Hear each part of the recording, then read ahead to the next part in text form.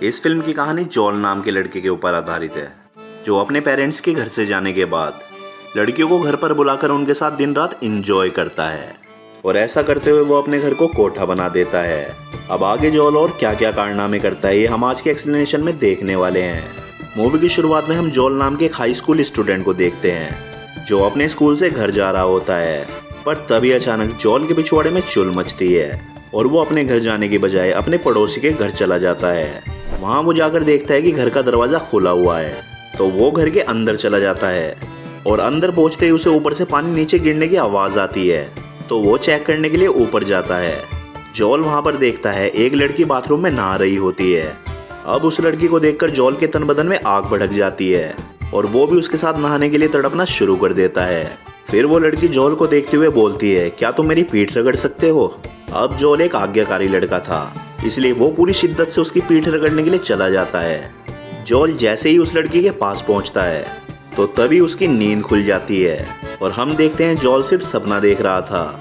फिर शाम को जॉल अपने दोस्तों से मिलता है और वो उनके सामने लंबी लंबी फेंकना शुरू कर देता है। जॉल बोलता है, कल रात को मैंने पड़ोस की बेबी सिटर के साथ एंजॉय किया। अब ये बात सुनकर उसका कोई भी दोस्त उस पर विश्वास नहीं करता और सभी उस पर हंसने लगते हैं। इसके बाद वो अपने एक दोस्त चमन को बताता है कि उसके पेरेंट्स कुछ दिनों के लिए घर से बाहर जा रहे हैं। इस पर चमन उससे बोलता है कि तुम इस मौके को बिल्कुल भी गंवाना मत और रोज घर पर नई लड़की बुलाकर उसके साथ मजे करना। इसके बाद हमें जॉल के पेरेंट्स दिखाए जाते हैं जो बहुत ज़्यादा स्ट्रिक्ट होते हैं। वो जाने से पहले जॉल को बोलते हैं कि हमारे जाने के बाद घर के किसी भी सामान को बिल्कुल भी छूना मत, और जॉल के डैड उसे अपना म्यूजिक प्लेयर दिखाते हैं और बोलते हैं इसको तो तुम भूल कर भी मत छूना। इसके बाद जॉल के पेरेंट्स वहाँ से चले जाते हैं और बस उनके जाते ही जॉल की मौज हो जाती है। जॉल सबसे पहले अपने डैड के म्यूजिक प्लेयर पर लाउड स्पीकर लगाता है और नंगा होकर पूरे घर में नाचने लगता है। फिर शाम को जॉल का एक दोस्त अपनी गर्लफ्रेंड को लेकर उसके घर पर आता है, क्योंकि अब उसे भी पता चल चुका था कि जॉल के पेरेंट्स तो अब घर पर नहीं हैं। फिर वो दोनों जॉल के रूम में चले जाते हैं और वहाँ पर दबा दबा कर घपाघप करने लगते हैं। अब नीचे बैठा हुआ जॉल उनकी बातें सुनकर इरिटेट होने लगता है और वो अपने डैड की लग्जरी कार लेकर घर से बाहर चला जाता है। रास्ते में वो लड़कियों पर अपना इंप्रेशन जमाने की कोशिश करता है, पर लग्जरी कार होने के बावजूद भी कोई लड़की उसे भाव नहीं देती। फिर अगले दिन जॉल का दोस्त चमन उसे बताता है कि अभी तुम्हारा घर खाली है और हमें इसका फायदा उठाना चाहिए।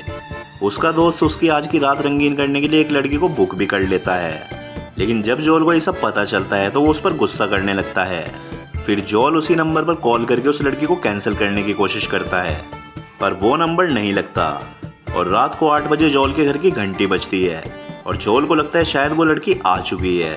अब जॉल के अंदर भी ठरक जागना शुरू हो जाती है, पर वो जैसे ही दरवाज़ा खोलता है तो वो देखता है कि उसके दोस्त ने लड़की की जगह एक मीठे को बुला लिया है। अब उसको देखते ही जॉल के खड़े अरमान नीचे सो जाते हैं और फिर वो गुस्से में अपने दोस्त को फ़ोन करता है और इस पर उसका दोस्त बोलता है, इसमें मैं तुम्हारी कोई भी हेल्प नहीं कर सकता। फिर जॉल उस मीठे को वहाँ से जाने के लिए बोलता है, पर वो जाने से पहले अपना सर्विस चार्ज मांगता है। अब जॉल के पास कोई ऑप्शन नहीं था, इसलिए जॉल के पेरेंट्स जो उसे पैसे देकर गए थे वो सारे पैसे जॉल को उसे देने पड़ते हैं। अब जाते जाते वो मीठा जॉल को एक लड़की का नंबर भी देता है। वो बोलता है तुम इसे कॉल कर लेना, ये तुम्हारे सोए हुए अरमानों को खड़ा कर देगी। अब जॉल की ठरक तो बुझी हुई नहीं थी, इसलिए वो कॉल करके इस नंबर पर उस लड़की को बुला लेता है।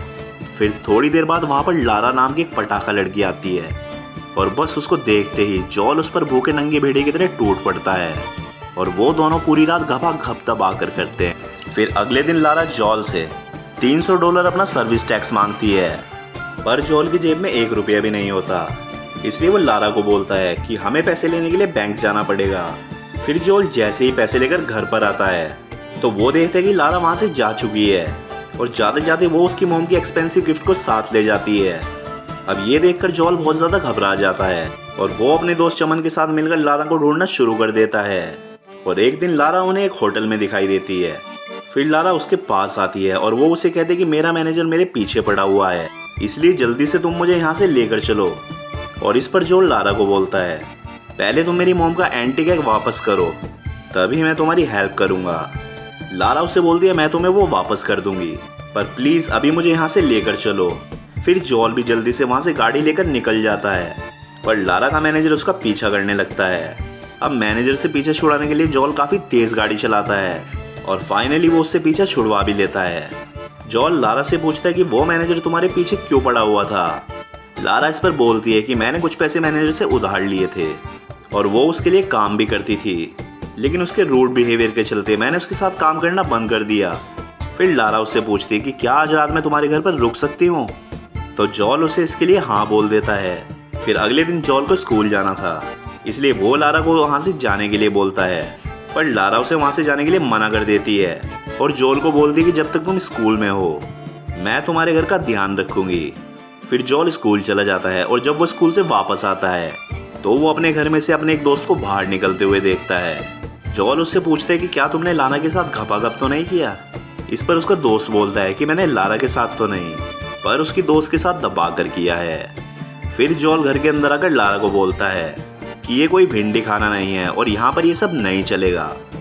लारा उसे पैसे देने की भी कोशिश करती है, पर जॉल उसे और उसकी दोस्त को घर से बाहर निकाल देता है। बाहर निकलते ही वहाँ लारा का मैनेजर आ जाता है, इसलिए वो दोनों भागकर वापस जॉल के घर में आ जाती हैं। फिर वो मैनेजर जॉल को धमकी देने लगता है और वो उसे बोलता है कि तुम्हें हमारे बीच में नहीं आना चाहिए, और ऐसा बोलकर वो वहाँ से चला जाता है। फिर घर के अंदर लारा जॉल को बोलती है कि वो बस कुछ ही दिनों तक यहाँ पर रहेगी और उसके पेरेंट्स के घर पर आने से पहले वो यहाँ से चली जाएगी। फिर जब रात को जॉल जब अपने रूम में बैठा हुआ होता है तो लाना उसके पास आती है और उसे अपने साथ ड्राइव पर चलने के लिए बोलती है। फिर वो दोनों ड्राइव पर जाते हैं और वहाँ पर लारा जॉल को बोलती है, तुम्हारे दोस्त बहुत अमीर हैं और मैं भी ऐसे बहुत से लोगों को जानती हूँ, इसलिए क्यों ना हम तुम्हारे घर पर एडल्ट क्लब का बिजनेस शुरू करें। इस पर जॉल उससे पूछता है कि तुम ये सब क्यों करती हो। तो लारा उसे बताती है कि जब वो छोटी थी तब उसके स्टेप फादर उसका फ़ायदा उठाया करते थे, इसलिए वो उससे परेशान होकर घर से भाग गई और तभी से वो ये सब काम कर रही है। अब जॉल लारा से बहुत सारे जवाब पूछ रहा था, इसलिए लारा को ये सब कुछ अच्छा नहीं लगता और वो वहाँ से चली जाती है। अब जॉल की कार एक हिल पर खड़ी थी, इसीलिए वो कार अपने आप सरक कर नीचे जाने लगती है। जॉल उसे रोकने की बहुत कोशिश करता है, पर वो कार सीधा जाकर नदी में गिर जाती है। अब ये देखकर जॉल की फटकर हाथ में आ जाती है कि वो कार तो उसके डैड की सबसे लग्जरी कार थी। अब उस कार को रिपेयर कराने के लिए जॉल को काफ़ी सारे पैसों की ज़रूरत थी, पर जॉल के पास तो एक फूटी कौड़ी भी नहीं थी।